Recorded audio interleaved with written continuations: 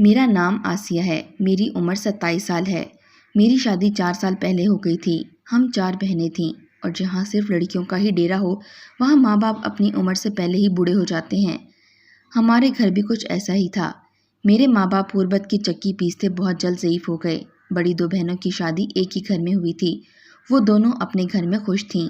تیسری میں تھی تو میری شادی بھی جلدی ہو گئی۔ میری اماں سلائی کا کام کرتی تھیں۔ اماں کی کوئی گاہک تھی جس نے مجھے اپنے بیٹے کے لیے پسند کیا اور پھر اپنے بیٹے کی دلہن بنانے کا فیصلہ کیا۔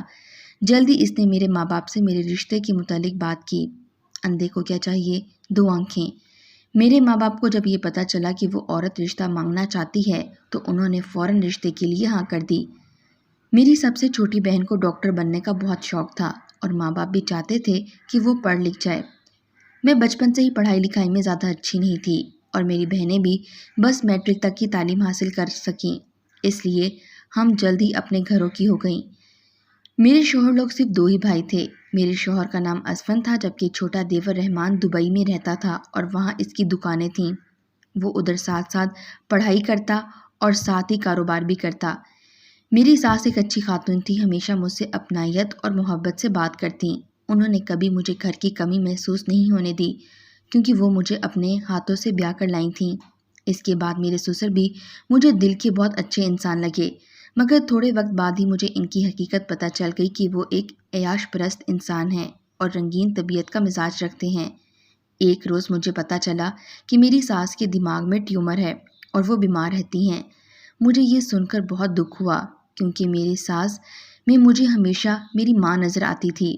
جب مجھے یہ بات پتہ چلی تو میں نے فوراً ان کے علاج کروانے کی تگودد شروع کر دی، لیکن جب موت کا وقت مقرر ہو تو لاکھ چاہنے کے باوجود بھی ہم کچھ نہیں کر سکتے۔ میرے ساتھ بھی کچھ ایسا ہی ہوا۔ علاج کروانے کے باوجود بھی میری ساس زیادہ دن زندہ نہ رہ سکی۔ میری ساس کو پوتا دیکھنے کا بہت شوق تھا۔ قسمت نے کچھ عجیب کھیل کھیلا، میں حاملہ ہوئی لیکن جلد ہی میری جھولی خالی ہو گئی اور یہ خواہش ان کی خواہش ہی رہ گئی۔ میں اکثر جب رات کو کسی کام سے کچن میں جاتی تو سنتی کہ سسر کسی سے فون پر بات کر رہے ہیں، جبکہ میں دیکھتی کہ میری ساس کے کمرے سے ان کے رونے کی آوازیں مسلسل آ رہی ہوتیں۔ پہلے تو مجھے حیرت ہوتی کہ میری ساس اتنا کیوں روتی ہے، مگر جب مجھے پتہ چلا میری ساس سے بڑھ کر تو کوئی دکھی عورت اس دنیا میں نہیں ہے تو مجھے ان سے ہمدردی محسوس ہونے لگی۔ پھر اکثر رات کو یا دن کے وقت میں ان کی دلجوئی کرنے میں مگن رہتی، مگر میرا ایسا کرنے سے کوئی فرق نہیں پڑتا تھا۔ شاید وقت ان کو کٹھور کر دیا تھا۔ سسر کو کوئی فرق نہیں پڑتا تھا کہ ان کی بیوی زندہ بھی ہے یا مر گئی۔ میرے سسرال والے ایک امیر گھرانے والے تھے۔ میری ساس کے نام بہت ساری جائیداد تھی، سسر کی اپنی فیکٹری تھی، شوہر کا بھی اپنا کاروبار تھا، اس لیے کبھی پیسے کی کوئی کمی محسوس نہیں ہوئی۔ مگر پیسے کا کیا کرنا جب خوشی نہ ہو؟ ایسا معاملہ ہی میری ساس کے ساتھ تھا۔ جہاں پیسہ ان کے آس پاس پانی کی طرح بہہ رہا ہوتا وہیں وہ اکیلی ہوتی۔ کسی کے پاس بھی اتنا وقت نہیں ہوتا تھا کہ ان کے پاس بیٹھ کر کچھ بات ہی کر لیں۔ جب مجھے ساری صورتحال کا پتہ چلا تو میں ہر وقت ساس کے ساتھ رہتی، امی امی کرتی رہتی۔ وہ مجھے ایسا کرتے دیکھ کر خوش ہوتی۔ اب اسفن بھی ان کے پاس جاتے، چھوٹا دیور بھی بات چیت کرتا تو وہ بہت خوش ہوتی۔ ہمیں ڈاکٹر بتا چکے تھے کہ ساس کے پاس زیادہ وقت نہیں ہے، تاہم میں کوشش کرتی کہ زیادہ سے زیادہ انہیں خوش رکھ سکوں۔ صبح جب اسفن گھر سے چلے جاتے تو میں اپنی ساس کے کمرے میں جاتی اور ان کے ساتھ ہی ناشتہ کرتی۔ اتوار والے دن میرا شوہر سویا ہوا تھا۔ میں نے ان کو جگانا مناسب نہیں سمجھا کیونکہ سارا دن تو وہ کام کاج کرتے رہتے ہیں۔ میں نے اٹھ کر ساس کے لیے ناشتہ بنایا اور ان کے کمرے میں چلی گئی اور وہاں جا کر ان کو آوازیں دیں کہ امی ناشتہ کر لیں۔ میری 4-5 بآواز بلند آواز دینے کے باوجود بھی جب امی نہیں اٹھیں تو مجھے بہت تشویش لاحق ہوئی۔ میں نے ان کو سیدھا کیا اور یہ دیکھ کر میرے ہوش اڑ گئے کہ میری ساس۔ میں نے فوراً چیخنا شروع کر دیا۔ سب میری آوازیں سنتے بھاگتے ہوئے آئے، امی کو فوراً ہسپتال لے کر گئے۔ وہاں جو خبر ہمیں ملی وہ کسی آفت سے کم نہ تھی۔ مجھے محسوس ہوا جیسے میں یتیم ہو گئی ہوں۔ امی کی موت کی خبر سن کر میرے سر پر بم گرا۔ مجھے دنیا کی ہر چیز سے نفرت محسوس ہونے لگی تھی۔ میں نہیں جانتی تھی کہ ساس کی کب اور کیسے تدفین ہوئی۔ مجھے امی کی آوازیں بار بار سنائی دیتیں، میں انہیں یاد کر کے روتی رہتی تھی۔ میرا شوہر میرا دل بہلانے کی بہت کوشش کرتے، میرے سسر کو زیادہ فرق نہیں پڑا تھا۔ وہ 3 دن گھر رہے، پھر اپنے کام میں مگن ہو گئے۔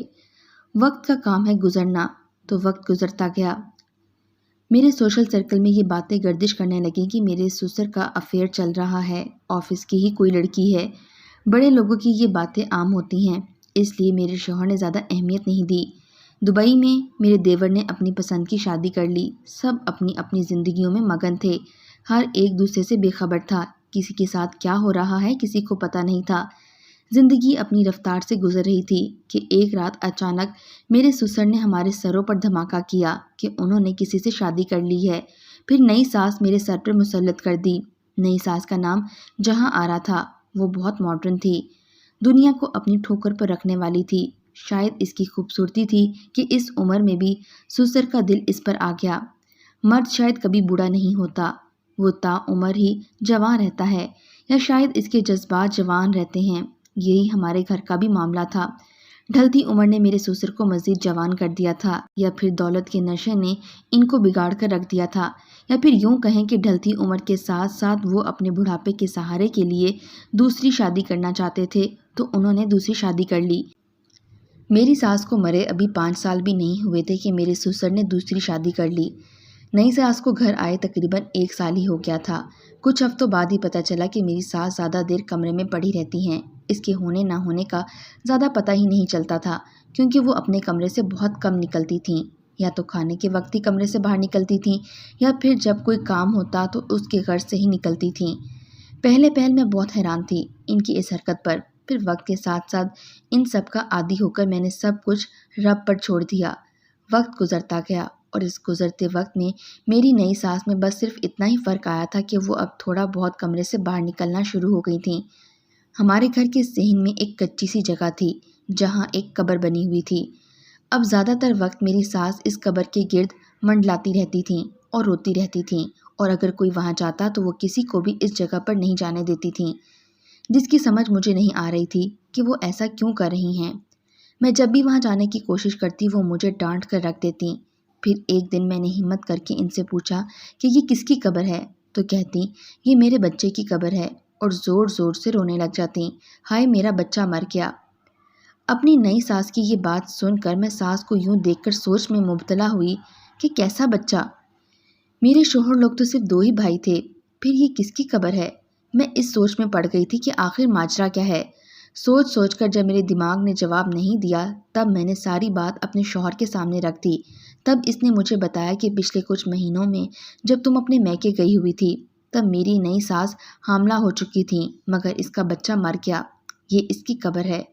اپنے شوہر کی بات سن کر میں سوچ میں پڑ گئی، وہ اس عمر میں کیسے ہو سکتی ہیں؟ میں اب سچ میں پریشان ہونے لگی تھی۔ پھر ایک دن فجر کی نماز پڑھ کر اچانک چہل قدمی کی نیت سے باہر کچے صحن میں چلی گئی۔ اس وقت میری ساس وہاں موجود نہیں تھی۔ میں نے وہاں دیکھا کہ قبر کی مٹی بالکل تازہ ہے، جیسے کچھ دیر پہلے ہی یہاں کوئی آیا ہو۔ میں ابھی یہ سب دیکھ ہی رہی تھی کہ میری ساس وہاں آ گئی اور مجھے گھورنے لگی۔ میں ایک پل کو تو گھبرا گئی، مگر پھر الٹے پیروں اپنے کمرے میں آ گئی اور سوچ میں پڑ گئی کہ اصل ماجرا کیا ہے، کیونکہ یہ سب دیکھ کر اب مجھے شک سا پڑنے لگا تھا کہ کچھ ایسا ضرور ہے جو ہم سے چھپا کے رکھا گیا ہے۔ اب مجھے بات کی اصل تہہ تک پہنچنا تھا۔ کچھ سوچ کر ایک دن میں نے اپنے سسر اور ساس دونوں کو دوسرے شہر بھیج دیا۔ ان دونوں کو شہر بھیج کر میں اصل راز جاننے کے لیے قبر کے پاس چلی گئی۔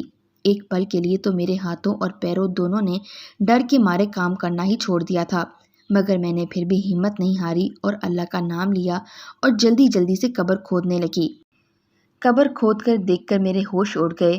مجھے یوں لگا جیسے میرے پیروں تلے سے زمین نکل گئی ہو، کیونکہ وہاں تو میری نئی ساس نے پہلی ساس کی ساری جائیداد کے کاغذات، زیورات اور پیسوں کو چھوٹے چھوٹے صندوق میں چھپا کے رکھا تھا۔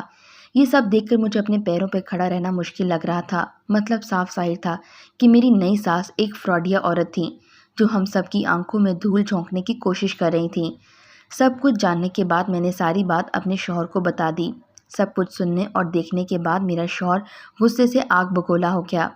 میری نئی ساس اور سسر دوسرے شہر سے لوٹتے ہی میرے شوہر نے ساری بات اپنے باپ کو بتا دی۔ آپ نے جس عورت سے شادی کی ہے وہ ایک لالچی عورت ہے، اس نے آپ کے ساتھ ساتھ صرف جائیداد اور پیسوں کی خاطر ہی شادی کی ہے، جو سب کچھ ہڑپ کر کے بھاگنے کی کوشش کر رہی تھی، مگر ہم نے اس کا سارا منصوبہ ہی ناکام کر دیا، کیونکہ ہم سب کچھ جان گئے ہیں کہ یہ عورت فراڈ عورت ہے۔ سب کچھ سننے اور جاننے کے بعد میرے سسر نے میری نئی ساس کو طلاق دے کے گھر سے نکال دیا۔ وہ اپنے کیے پر بہت شرمندہ تھے، اور اسی شرمندگی کو مٹانے کے لیے وہ روز ہی اپنی پہلی بیوی کی قبر پر جا کے روتے اور معافیاں بھی مانگتے۔ اب وہ بہت پچھتاتے ہیں کہ انہوں نے اپنی پہلی بیوی کا بہت دل دکھایا، لیکن جو چلا جائے وہ کبھی واپس نہیں آتا۔ اپنے آس پاس اور اپنے قریبی رشتوں کی قدر کریں، اس سے پہلے کہ دیر ہو جائے۔